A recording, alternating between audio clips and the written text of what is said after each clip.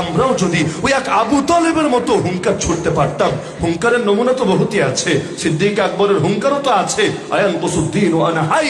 কিন্তু এক অমুসলিম আবু তালেবের মতো যদি বলতে পারতাম, শোন দুনিয়ার বাতিলেরা, শোন দুনিয়ার তাগুতেরা, তোরা যতই চেষ্টা করিস না কেন, তোদের ষড়যন্ত্র কোনোদিনও বাস্তবায়ন করতে পারবে না। যতদিন একজন মুসলমান দুনিয়াতে জিন্দা থাকবে, 180 কোটি তো দূর কি বাত, আরে যতদিন একজন মুসলমান জিন্দা থাকবে, তার ধমনীতে রক্ত প্রবাহিত থাকবে, তার ভেতরে প্রাণের স্পন্দন থাকবে, ততদিন তোদের কুফরি এজেন্ডা কিছুতেই বাস্তবায়িত হবে না। ততদিন তোরা বাবরি মসজিদকে যেভাবে রাম মন্দির বানিয়েছিস, আমাদের প্রথম কেবলা আল আকসাকে কিছুতেই থার্ড টেম্পল বা সুলাইমানি মন্দির বানাতে পারবে না। বাংলাদেশের মতো সংখ্যাগরিষ্ঠ মুসলিম দেশে তোদের পশ্চিমা বিশ্বের এই নব্য জাহেলিয়াত কিছুতেই চাপিয়ে দিতে পারবে না। জান দেওয়া লাগলে জান দেব, মাল দেওয়া লাগলে মাল দেব। আরে প্রয়োজনে আমার স্ত্রী বিধবা হবে, আমার মায়ের কোল খালি হবে, আমার বাপের চোখ থেকে অশ্রু ঝরবে, আমার সন্তান এতিম হবে, প্রয়োজনে সর্বস্ব কোরবান করব। কিন্তু আল্লাহর কসম, আল্লাহর কসম, আল্লাহর কসম, যতদিন আমরা জিন্দা থাকবো ইসলামকে কিছুতেই মুর্দা হতে দেব না।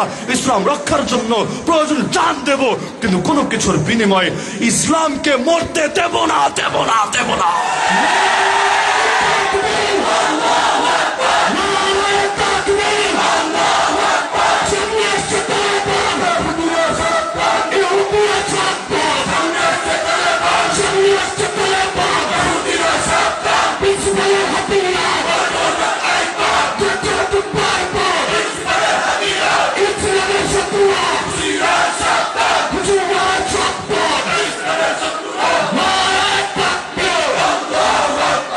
আল্লাহ রাসূল সাল্লাল্লাহু আলাইহি ওয়াসাল্লাম নাই, কিন্তু তার উম্মত আজও বেঁচে আছে।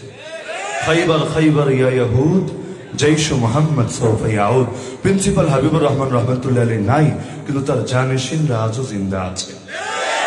আমার ব্যক্তিগত একটা প্রত্যাশা এবং যৌক্তিকভাবেই প্রত্যাশা, আমি সেই দিনের স্বপ্ন দেখি যেই দিন এই বাংলাদেশের ধর্মীয় নেতৃত্ব দিবে সিলেটের মুসলমানরা।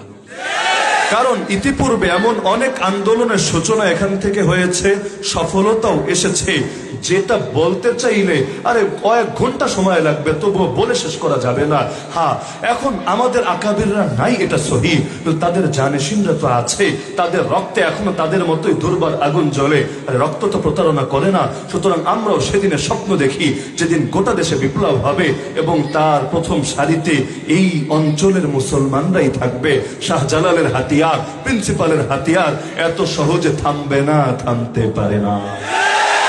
ইতিপূর্বে আপনারা দেখেছেন এই চুক্তিবাদী বিরোধী যে আন্দোলন, পুরো আলহামদুলিল্লাহ ইতিমধ্যে চুক্তিবাদীরা কোণঠাসা। এটা যারা মাঠে ময়দানে নাই তারা বুঝবেন না।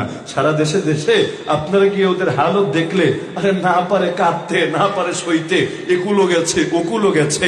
হ্যাঁ, প্রথম দিকে গালি যারা তাদের বিপক্ষে গিয়েছে তাদেরও খেতে হয়েছে।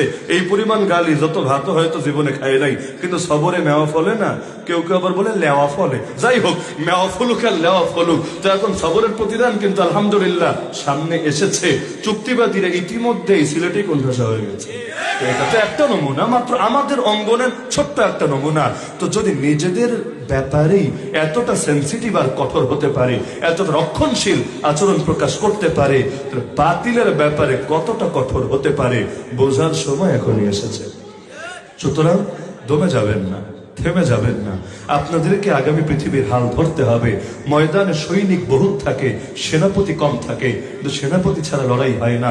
সৈনিক দিয়ে ভরে গেল বিজয় আসে না। আর 1757 সেই পলাশির আম্রকাননে, আম বাগানে সেই যুদ্ধে সমস্যা কোথায় ছিল? সৈনিকের কমতি ছিল না, অস্ত্রেরও কমতি ছিল না, কিন্তু সেনাপতি বিক্রি হয়ে গিয়েছিল। তাই নিশ্চিত জয়ের জায়গায় পরাজয় নেমে এসেছিল। সুতরাং সেনাপতির ভূমিকায় ময়দানে নামতে শাহজালালের উত্তরসূরিরা প্রস্তুত আছে তো ইনশাআল্লাহ।